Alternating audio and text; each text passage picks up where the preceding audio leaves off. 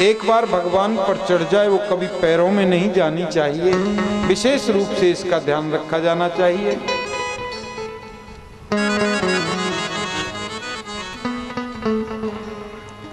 और फिर बताया सुखदेव प्रभु ने कि परीक्षित, तुम्हारे जो बाबा थे ना हिरण्यकश्यपु, युधिष्ठिर जी महाराज, उन्होंने राजसूय यज्ञ किया और राजसूय यज्ञ में पहले किसकी पूजा हो ये प्रश्न उठा तो कृष्ण की पूजा का प्रस्ताव पारित किया गया। उसी सभा में बैठा था शिशुपाल, कृष्ण की बुआ का लड़का, गिन गिन करके कन्हैया को गाली देने लगा।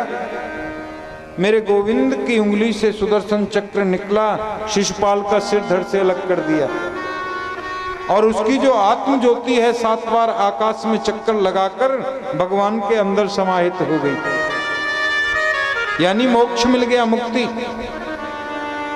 युधिष्ठिर जी की बगल में बैठे थे नारद जी। नारद जी से युधिष्ठिर ने पूछा, महाराज ये दुष्ट तो गालियां दे रहा था प्रभु को, फिर इसको मोक्ष क्यों मिला? नारद जी ने बताया, ये वही द्वारपाल हर के प्रिय दो, जय और विजय जान सबको। ये भगवान के 2 पार्षद थे, जय और विजय। सनत कुमारों के शाप से राक्षस बने, यही रावण कुंभकर्ण बने, भगवान को राम बनकर के आना पड़ा। यही शिशुपाल दंत वक्र बने, भगवान को कृष्ण बनकर के आना पड़ा।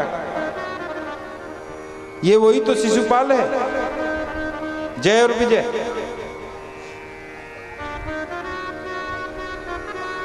और यही हिरण्यकश्यपु और हिरण्याक्ष बने। तो देखो, पृथ्वी का बहाना बनाकर हिरण्याक्ष का उद्धार किया और प्रहलाद का बहाना बना करके हिरण्यकश्यपु का कल्याण कर दिया। बोले महाराज प्रहलाद का बहाना कैसे बनाया, ये कथा सुनाओ। हिरण्यकश्यपु के 4 पुत्र हैं, उनमें सबसे छोटा है प्रहलाद। गुरुजी संडामर्क हैं,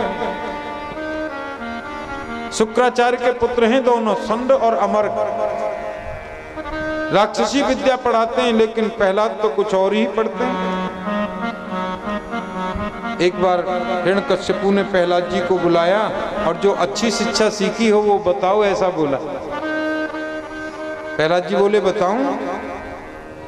कि तत्साधु मन्ये सुरवर्य देहिना,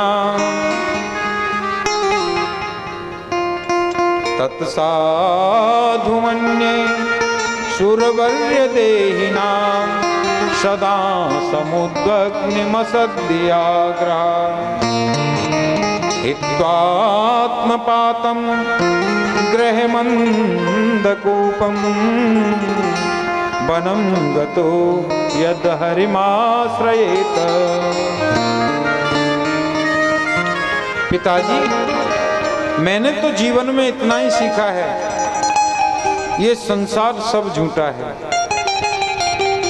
इसलिए वन में जाकर के भगवान श्री हरि का भजन करना चाहिए। हिरण्यकश्यपु बोला, मेरे शत्रु का नाम लेता है, हरि का भजन। संडामर्क को बुलाकर डांट लगाई, कौन सिखाता है? बोले, हम तो सिखाते नहीं महाराज, पता नहीं कहां से सीख के आता है। कुछ दिन और बीत गए तो फिर प्रहलाद को बुलाया, अब बताओ कुछ अच्छा सीखा हो तो।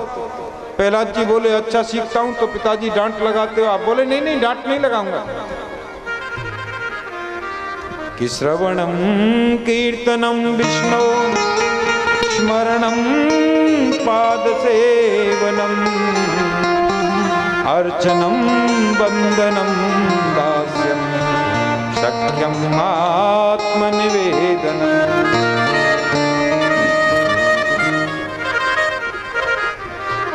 प्रहलाद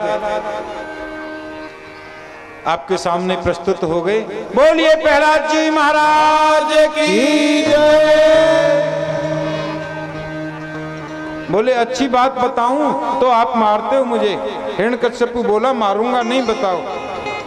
बोले श्रवणम कीर्तनम विष्णु स्मरणम पाद सेवनम अर्चनम वंदनम दास्यम सख्यम आत्मनिवेदनम।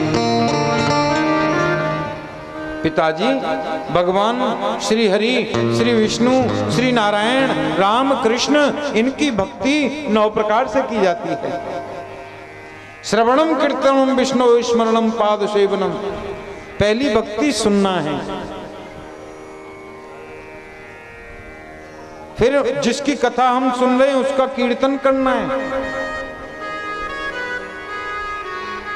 विष्णु स्मरणम, जो कथा आज यहां सुन रहे हैं घर पे जाकर के उसका स्मरण करना है, प्रभु की याद करना है। पाद सेवनम,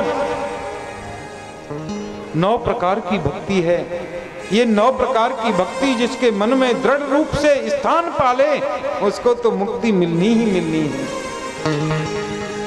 हिरण्यकश्यपु ने तो उठाकर पटक दिया,